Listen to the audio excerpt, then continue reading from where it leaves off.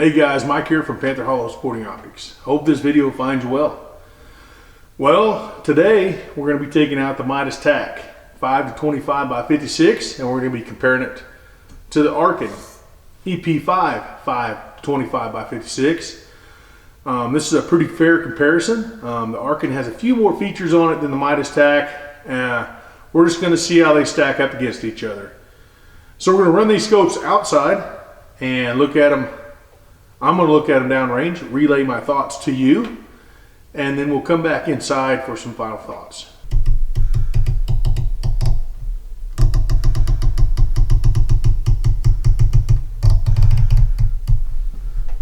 Windage turret is capped.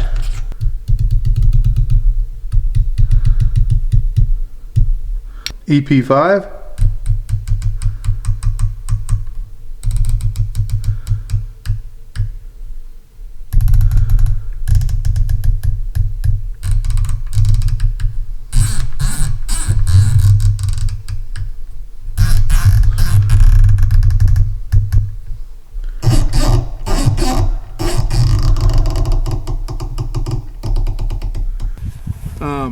The turrets on the EP5 have the double number layer count, and they're bigger than the Midas Tac. So in that category, I give the turrets to the Arken. The parallax on the EP5 is tighter. It dials in tighter. There's not a lot of play. When I say play, there's just a lot of distance between parallaxing this guy. It seems like it takes a long time for it to change on the Arken, where the Athlon is a bit tighter. I like the parallax better on the Athlon Midas Tac. And the next thing would be the magnification. The magnification on the EP5, when you dial it up to 25 power, you lose edge-to-edge clarity in the EP5. Now the center of the reticle is pretty good. Yeah, really not too bad. Where this scope really shines is at 20 power, okay? Now where this scope, the Midas Tac, looks good all the way through its power range, even up to 25 power. The eye box on the Midas Tac is a little more forgiving than on the Arken. Not a whole lot, but a little bit. As far as the eye relief goes, eye relief is pretty close to the same on both these scopes. Now package for package, the Midas Tac costs a little more money, and you can tell when you look through this scope that it has a little better glass in it. I mean, it just does. The edge clarity is there full up all the way up to 25 power, where the Arken's not quite that way.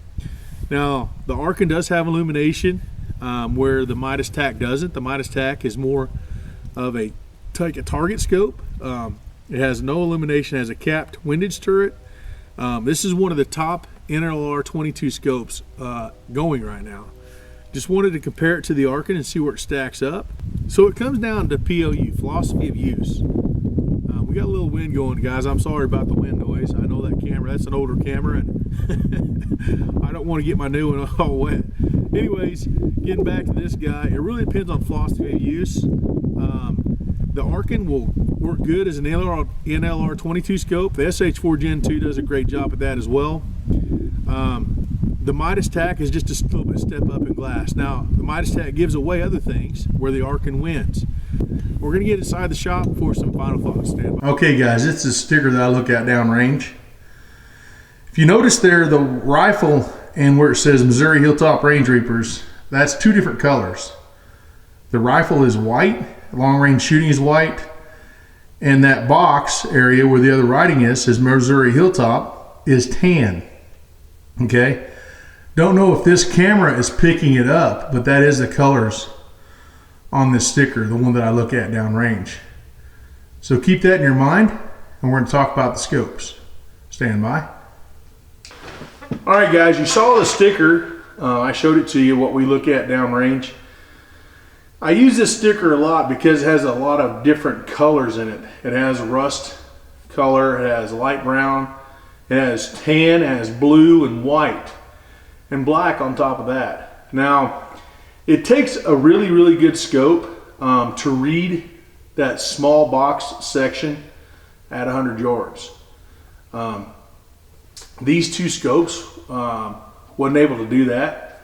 The Athlon was close. I mean, I could just start making out Missouri, but that was really it.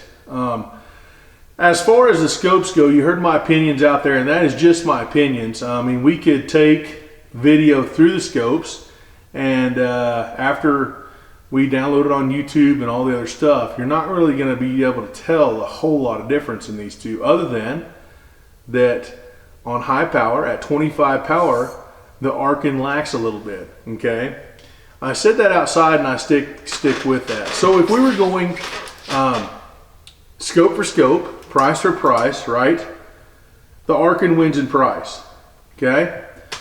If we want to talk about turrets, the Arken wins in turrets, okay? If we want to talk about parallaxes, the Athlon wins in the parallax department, okay? If we want to talk about usable magnification, the Athlon wins in that department as well. And we want to talk about glass clarity on high power, okay, all the way through the range, the Athlon wins there too, okay? If we want to talk about overall package, what you get in the package with Arken, if you buy the precision pack, the Arken wins. So what do we got left? Okay, so we've got the precision pack with this guy, okay, and we got just the scope with the Midas Tac. All right, guys, so the next thing we'd talk about would be internal elevation. And both these scopes have 110 minutes on the MOA version of internal elevation. So the next thing we'd talk about would be the reticle. How many holdover points versus one versus the other. And that is a dead tie. Holdover points are the same. Both of them have 40 minutes of holdover. So it's going to come down to POU, I mean philosophy of use. Both these scopes are very equal in a lot of ways, and one leads the other in other ways, okay? So if we could count up the tally, this scope versus this scope, the Arken has 1, 2, 3, 4, 5, and the Athlon has 1, 2, 3, 4, 5. So really, scope for scope, it's a dead tie. It really depends on what you want to do with it and your philosophy of use. You guys have a great one. Thanks for watching.